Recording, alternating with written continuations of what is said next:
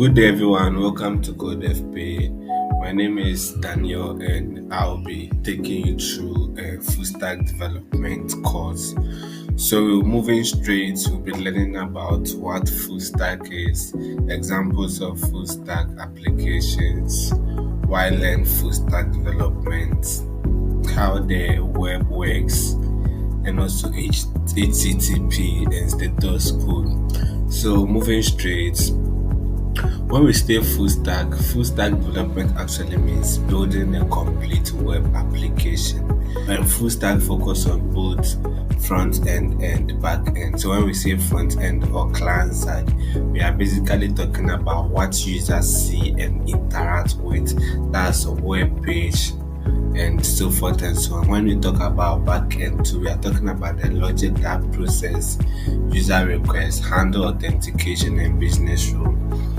And also database. So database actually means storing information. That is the user account, post message, and product. So a full stack developer is like a chef who cook both main dish, that's the front end, and the side dishes, that's the back end. Also know how to manage kitchen storage, that's the database. So example of full stack application can be Facebook, Amazon, and the rest that you can think of. So when it comes to Facebook, for instance, the news feed, likes, comments that you see, that's the front end. The back end handles the user logins, posting and notification. In the database stores your profiles, posts and messages. Amazon to the products, pages, and so forth and so on. The back end to process orders, payment and shipping. Then the database stores product details and customer information. So somebody will say, why learn full stack development? With learning full stack development, you can build a complete app on your own. No need for separate front end or back end developers. Companies also love full stack developers because they can work in multiple areas, and it's one of the most in-demand tech skills worldwide. You can start a freelance and build setups or contribute to open source projects. So how the web works or client server model.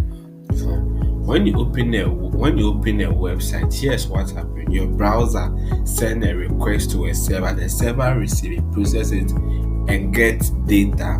Then the server send back a response to you. Then it will display to you. So example is when you type www.google.com, a request sent to Google server, and the server responds with Google homepage, and you see your page in your browser. So HTTP actually means Hypertext Transfer Protocol. So rules for communications between client and server. So common code or common status codes that you'll be seeing is 200. That's your request successful. 404 not found, meaning that the page does not exist. And 500 internal server error means that something is wrong on the server. What is API? API is actually application programming interface, a way for two applications to talk to each other. Example, a weather app fetches live data from a weather API. The front end calls the API, the back end processes, then send back the data to display on the screen. So our today ends here. The next day we'll learn about the tool setup for full stack development course. Thank you for your time once again.